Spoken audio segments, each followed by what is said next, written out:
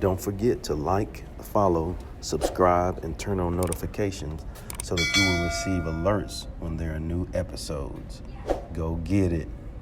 That's what I tell them. I've been grinding for so long, I wake up and chase my goals. I go out and I go get it. Hot or cold, that's all I know. I don't succeed, then I don't breathe. Success, what does it mean? If I conquer all my goals, then I'm living out my dream. Dig deep, go out and get it. Success Chronicles. Compete until it's finished. Success Chronicles. Go take care of your business. Success Chronicles. It's deeper than just winning. Success Chronicles. Hey, what's up, everybody? This is Chip Baker coming to you with another episode of the Success Chronicles. And today, truly excited on with Coach Brad LaPlante. Great man. I've been blessed and fortunate to achieve some really neat things. And I'm truly grateful to have him on. So, Coach, first, thanks so much for taking the time to interview with the Success Chronicles.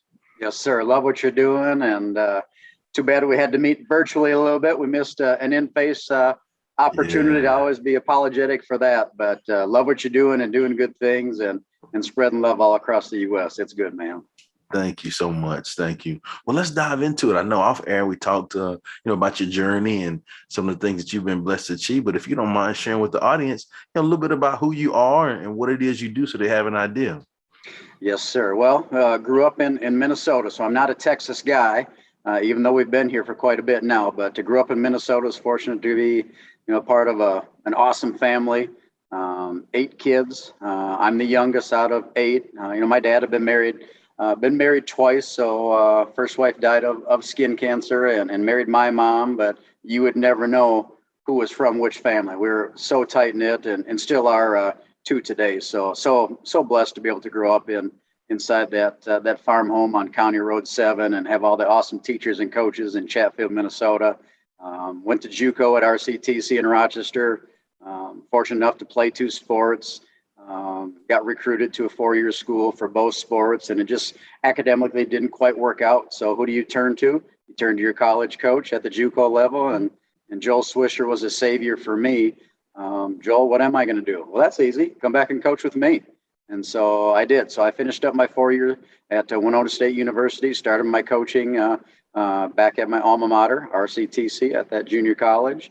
Had a great time. It was a little different because I was in the huddle with those offensive line guys 1 year, and I was coaching the huddle the next year. But they knew I knew my stuff and knew all the positions and all our terminology. So that respect had already been laid the year before. And now that was a great start to, a coaching career that led to an elementary ed degree. So in 2001, I'm coaching JUCO offensive line and teaching 4th grade in Rochester, Minnesota. So you don't see that combination very often. Did that for a couple of years. And then I had a buddy call me in 2003 in New Caney, Texas, Mr. Mark McMahon.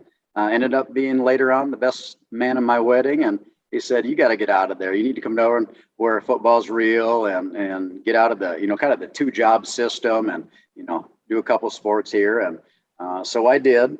And so by that time, I think I was ready for something new. Rochester had always been good to me and playing and coaching, but I needed something new. I needed a different challenge. But the decision was made, and this would be the second time a decision was made by flipping a coin. First one was, am I going to go into teaching and coaching or go into the medicine, nursing, doctor route?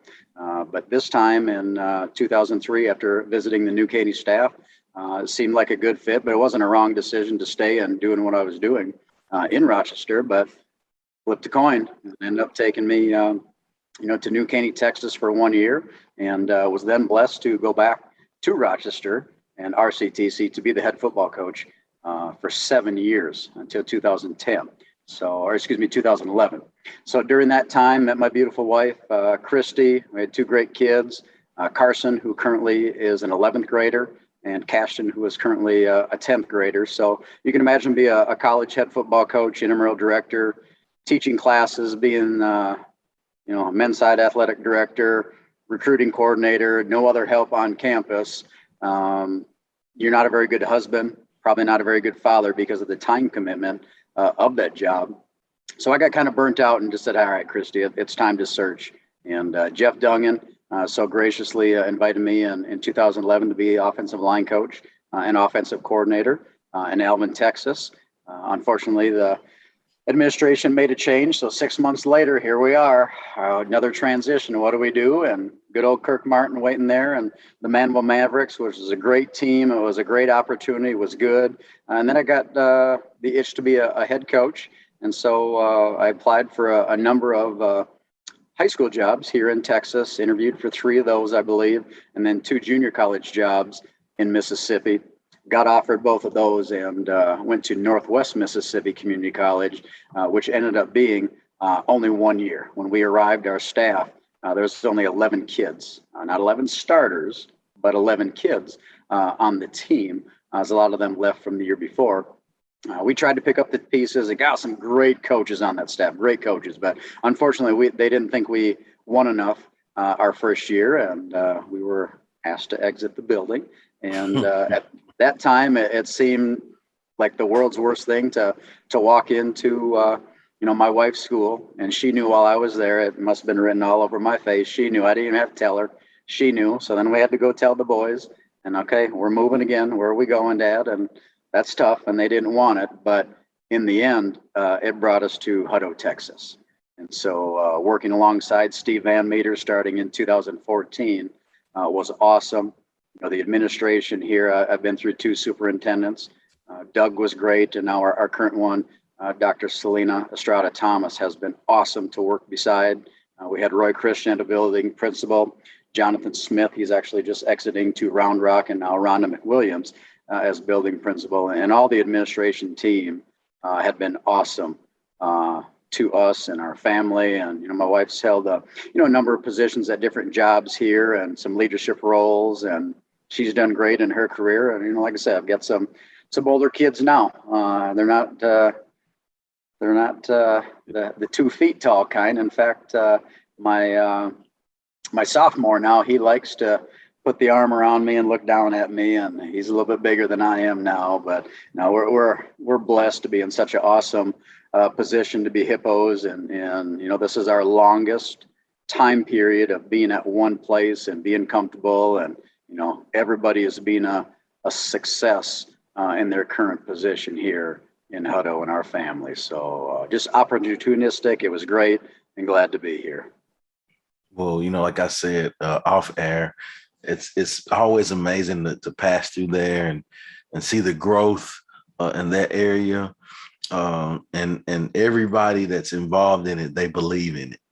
They do. Right? They're excited to be a hippo nation. I mean, it's amazing. Yeah. It's amazing. And so great stuff. Well, Coach, what are 3 things you've accomplished in your life that you're proud of? Well, I mean, most of my stuff is going to, revolve around family. I mean, like I say, eight kids, 16 nieces and nephews, and just, the fact that we kept it all together, that many people in that old farmhouse, did that. And, a lot of our brothers and sisters, work for the county, got into professional, teaching, or, were city managers or nurses. I mean, from where we came from and that old farmhouse to where we all went, I'm proud of all our brothers and sisters. My brother, I think last year he just won over his 500th game as a JUCO head basketball coach. He's a pretty good football coach too, but he's been at RCTC. In fact, I was the head football coach, and he was the head basketball coach at the same school. So, I would have been happy to be there, and it's still a great place. And I could probably still be there if it wasn't for family. Just the grind was too much for what I wanted to be, for my relationship with Christy as a husband and wife, and what I wanted to do as a dad with Carson and Cashton. So that's what, it was a tough decision to leave family and friends in Minnesota, but at the same time, it was right, and it was easy. And just, we've had some bumpy roads. We've had some bumpy roads, but to lead us to where we are today and how successful, Christy has been in the professional realm, so proud of her and the relationship she's built. And, for our kids, even though, like I say, they've moved a bunch, and finally now they've lived in Texas longer than Minnesota for them. And, for them to be able to be in one spot in 2014 and for us to build, our legacy here in Texas, because it's hard when you leave family. You can't just Yes. drop the kids off and go out for a movie. It's you and mama, and you don't know the neighbors, and just to go through all the trials and tribulations and not just make it, but excel as a couple, a husband and wife, and to excel as a family. And both my kids, they're getting letters from Vanderbilt and Stanford, and good schools for academics. They may be blessed enough to play college athletics. We'll see over the next couple of years how that goes. But for us to be in the position as a family, I mean, just all that stuff, I'm proud of where we've put ourselves in position to be. So good.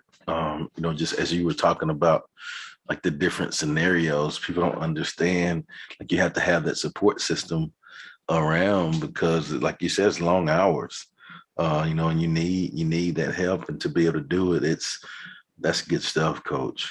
It is. Yes, sir. Yeah.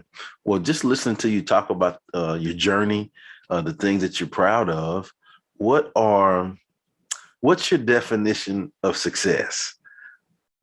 Well, to me, it goes right along with sacrifice, because my definition of sacrifice is giving up something for something you want more. And so, to take a look at our family and our situation, not only surviving, but thriving through all the trials and tribulations, I think is good. But just for a general person, the average of the definition, of success, it's showing up every day and doing the work.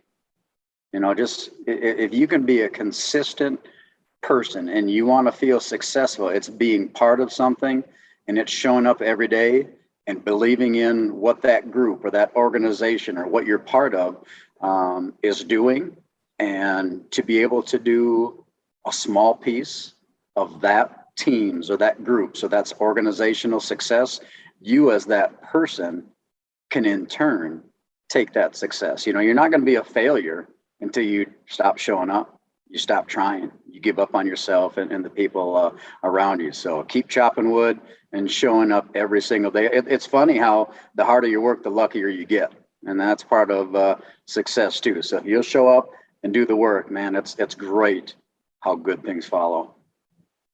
Well, in closing, Coach, I just want to say thanks again so much for taking the time to interview with the Success Chronicles. I truly appreciate it, and I wish you continued success.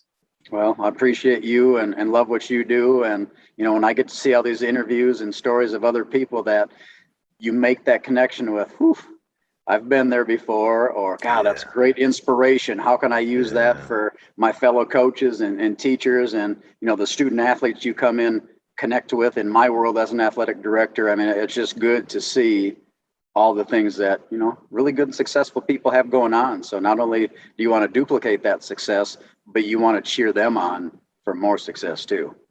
I love it. I love it.